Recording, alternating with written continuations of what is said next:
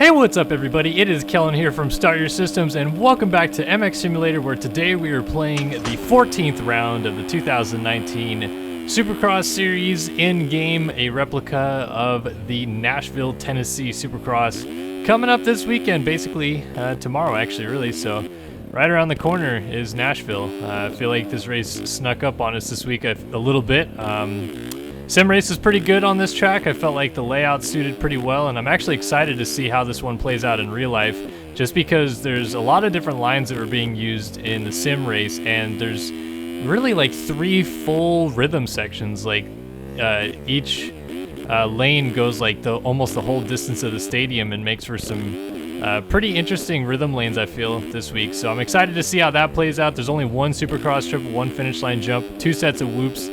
I feel like overall this is a pretty good track, like pretty good use of a football stadium for this type of track layout. So I'm excited to see it, and it looks like we're going to stay dry this weekend, hopefully at least. Rained a little bit in Nashville today from the forecast that I saw, and then looking ahead on the forecast, there's scattered thunderstorms expected to start around 1 a.m. on Sunday morning. So if those move up a couple hours, we could be looking at potentially some thunderstorms breaking through right as the main events start, or maybe, you know, if they get to us a little bit earlier than maybe before the main start. But definitely there is still the potential that we get those thunderstorms if they roll in early.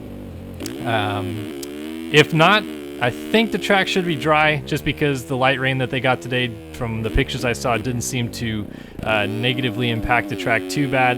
And hopefully that's the case, because like I said, this is a pretty good layout, and I'd really love to see it actually fully raced instead of just a mutter, or, you know, kind of a half mutter like we had at Anaheim, for example, this year. Definitely wouldn't want to see that. Lots of drama to talk about this weekend, though, and of course in our reviews that we've been doing on Monster Energy Supercross 2, you can hear my thoughts about what happened last week with Marvin and Webb, and what's going on leading into this, and so on and so forth. Kind of to follow up from that whole storyline, though, it sounds like, or it seems like at least, they were back training together this week at the Baker's factory. There was like some talk about Marvin having gone out to California to ride somewhat by himself, ride and train by himself with his coach, David Villeman, and, you know, French buddy Dylan Ferrandis, essentially just getting some testing in together out there. So he was away from Webb, away from the Baker's facility, etc., etc. Well, Alden Baker posted an Instagram shot this past Tuesday with Osborne, Marvin, and Webb all on a gate together practicing starts. Now, is that picture current or not? Nobody knows. Alden didn't really allude to it being right now per se. He just said working hard with the boys or something like that in the caption. So it doesn't necessarily mean it was this week. But if it was, then it sounds like he's trying to get them under wraps and not hating each other down the stretch here, because, well, if they get together and both throw this away, it's not like Eli Tomac is completely out of the realm of possibility if they get into each other a lot down the stretch after the drama we saw this past week at Houston.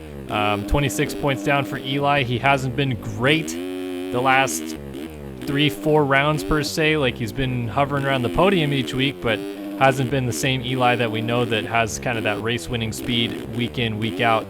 So it's been a little bit weird seeing that. But if he can turn it around, maybe steal a couple wins down the stretch here, and those guys start clanging into each other, you know, still kind of, I guess, within striking distance. I don't think it's going to happen, but you never know with weird things like this down the stretch.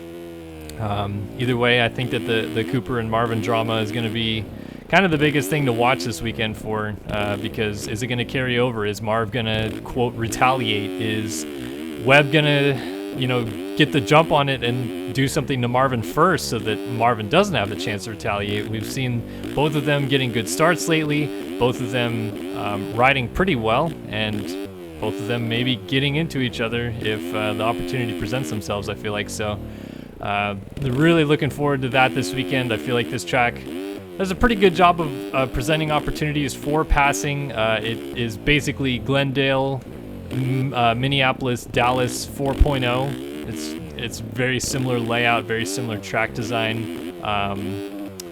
Yes, the rhythm lanes I feel are a little bit better. They've done a better job with making things a little bit more technical as we get later in the season, but it still has a very repetitive cookie cutter feeling to the track, and I'm hoping that the options are presenting themselves throughout the night, that these guys can switch up their lines and do things different. Because I feel like with a track like this where you have a lot of successive 180 bowl corners back to back to back, you're going to have a lot of obviously opportunities for passing in those corners, and if the track is super one line, then it's pretty hard to pass on. So I tend to believe that the track will be pretty good for passing, but I also don't race professionally, so I can't swear to that being the case. Yeah, so 450 guys, definitely the KTM drama. What's going to happen there? Is it going to carry over? Is it just going to be kiboshed? If anybody's going to step in and say anything, you would think Roger DeCoster would want to be the one to say, like, hey guys, we're just trying to win a championship for the team. Figure it out outside of the racing realm, who hates who and whatnot, and just, actually get across the finish line week after week if you can. That might be what happened, that they might have just been told, you know what, you guys are both in good positions here, why don't you just fight it out? I guess we'll have to wait and see once the gate drops this weekend in Nashville. Now, the 250 class, we had the West Series have a couple rounds sneaked in to the middle of basically the 250 East Series these last couple weeks, with Seattle and Houston both being West. Now we're back racing East, and we're still kind of keeping our eyes on whether or not Austin Forkner can remain perfect, for lack of a better word, in the 250 East division. Yes, he got third in the showdown at Atlanta, but he actually beat everybody that was a 250 East rider at that round. So he's still in a pretty good position to, at the very least, clinch the championship early, if not continue to win out from here and take it into Vegas with a wrapped up championship already. I'm going to look for Sexton, Cooper, those guys to kind of get in the mix and try to ruffle Forkner's feathers on some level. They have to get the start, I feel, and they have to come at Forkner in the beginning laps with the same intensity. It seems to me like Forkner passed about the halfway point of the races.